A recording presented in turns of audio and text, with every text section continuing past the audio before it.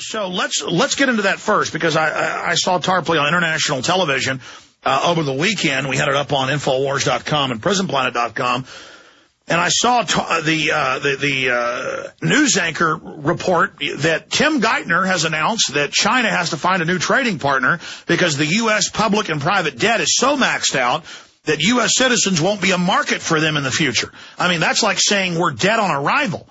Now, even if that was true, which globalization and NAFTA and GATT has caused by design, I mean, this was always the plan, why announce it and say you better have Europe as your trading partner when they're even, according to the numbers I've seen, in the same or greater debt on a nation-by-nation basis? It varies, but overall about the same level as the United States. So why is Geithner running around? Well, I sure enough did a lot of searching and found a video clip of it and a French news agency report where he was quoted as saying U.S. consumers are going to be less a source of demand in the world in the future. So this is the statement of these Malthusian individuals where they state we want a post-industrial United States. So let's talk about the state of the world economy, because we've gotten almost a fatigue. So have I. I've just become comfortable now at a subconscious level. You know, humans are like that. We're resilient. If we're around bad things or around bad news, we tend to get calloused mentally to it. And now me and my wife are resigned. Okay, it's going to be an ongoing depression. Things are going to get 10 times worse. Our children have no future. Everything's going to collapse. If we want to fly, the naked body scanners, where they now admit they record your genitalia and laugh at you and put it on government databases, they now admit that. They don't care. The government is going to raise our taxes to give it to foreign banks. And so we're just sitting here basting in the evil, and the rest of the world has gotten to this point, but there is resistance mounting. So there's my rant. Let's go to economist Webster Tarpley to get his breakdown on all these facets that I've thrown out. But A, what does it mean when Geithner, Tiny Tim, comes out and announces to China, hey, America is sunk?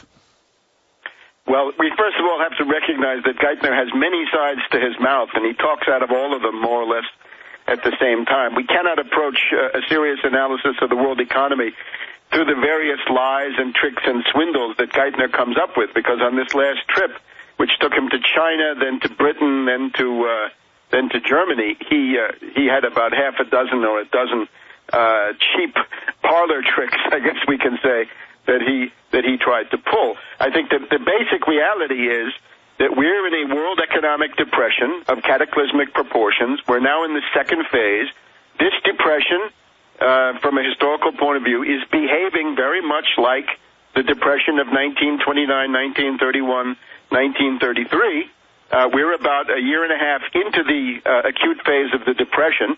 And just like in 1931, when we had the banking crisis in Europe, the second phase of the depression is the collapse of Europe. That was true in the period between May and September of 1931, the bankruptcies of Austria, Germany, and then the Bank of England. The British did default. The British did go bankrupt, quite contrary to things that you'll see that they haven't gone bankrupt since 1672. They did. And that was the second round of the world depression.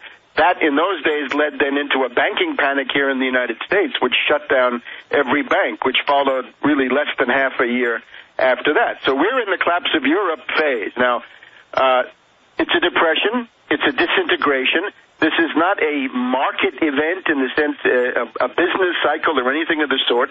It's an emergency of world civilization. And it has to be fought with a recovery program. Yeah, and I know you always want to get into your recovery program. We'll do that before you leave, but we have a lot to cover. I want to go over... Right. And Webster, I want to go over your take, though, on what's happening currently. Fine. We proved this in the United States in the 1930s, so you shouldn't be resigned to a depression. Depressions can be fought and should be fought. Now, Geithner personally has been on this trip. Now, he was in China attempting to manage relations with China, not very effectively, but I think the big thing was he had to rush to Germany to try to defend this bankrupt system. Now, the system is based on globalization, and that means, in practice, hot money, then the supremacy of hot money. The supremacy of hot money, speculation, derivatives, gambling bets, the casino economy, and the destruction of productivity, deregulation, privatization. Yeah, the supremacy of the central banks being able to issue any amount of made-up derivatives, counterfeit money to buy up whatever assets they want. My issue specifically, though, is what was, as a parlor trick, what is the point of telling the truth and saying we have indebted the American people so much they're not going to be able to buy your widgets anymore? And you say he failed in China. They did say that they're now going to move towards increasing the value of their currency. Is not a successful mission? No, because it's going to take a long time. It's going to be very gradual. And watch out what you wish for.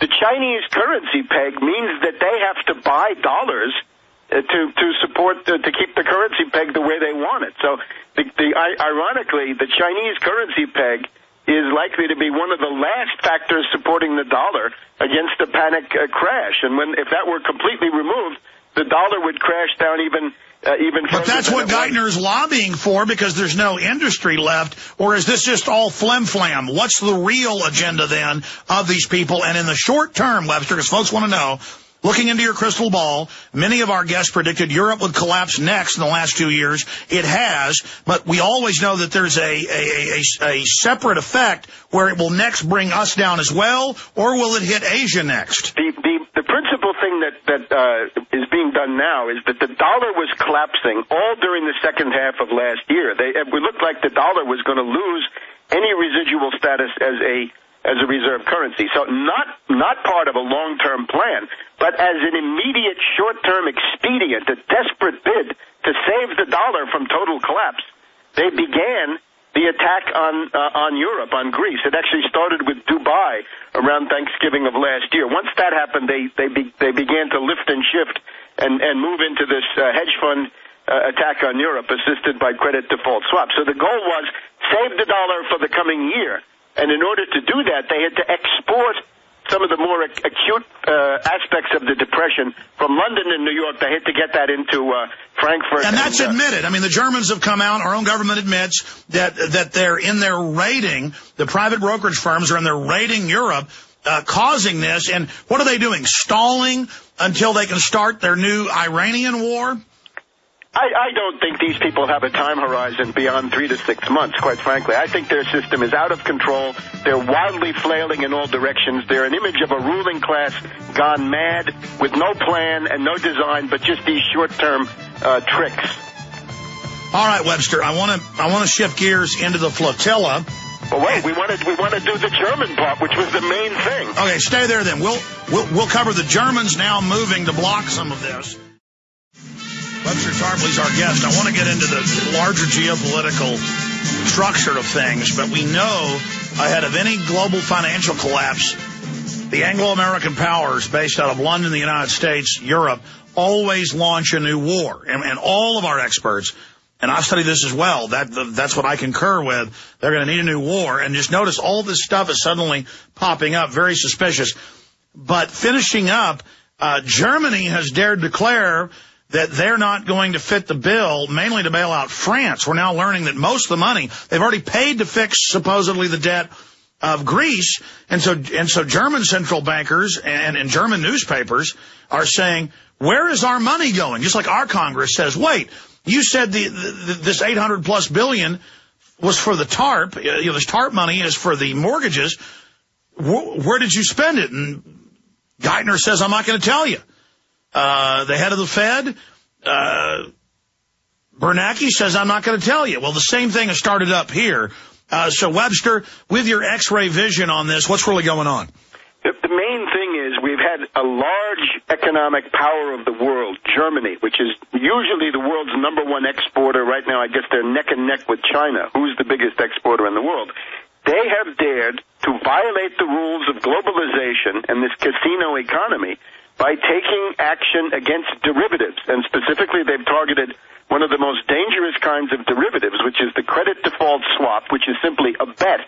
It means that you make a bet. You've always said ban those. Yeah, ban them. I'm very gratified. And naked shorting. And naked shorting. Right. So they say, if you want to place a bet, a credit default swap, on a bond issued by one of the Euroland countries. There are 16 countries that are in the euro. You've got to own those those bonds yourself before you can buy a bet on them, because the argument always is, well, we just use these as hedging for insurance. So fine, you're going to hedge, you've got to be in there with skin in the game. You've got to have some of those bonds in your possession. So the net effect of this is to make certain kinds of credit default swaps illegal, banned, outlawed. And you know, I don't know whether it's jail time or what it is. And you must do it because the bankers can go in and tens of billions of dollars a day manipulate markets and never really invest anything. Absolutely. Yeah, they can do this at a distance from afar. Now, Rush Limbaugh every day is telling everybody how great the banks are, how wonderful Wall Street is, and how, I guess, credit default swaps are really your friend. Just remember, if you're upset about the $180 billion that was given to AIG, that was all because of one hedge fund, the AIG hedge fund in London.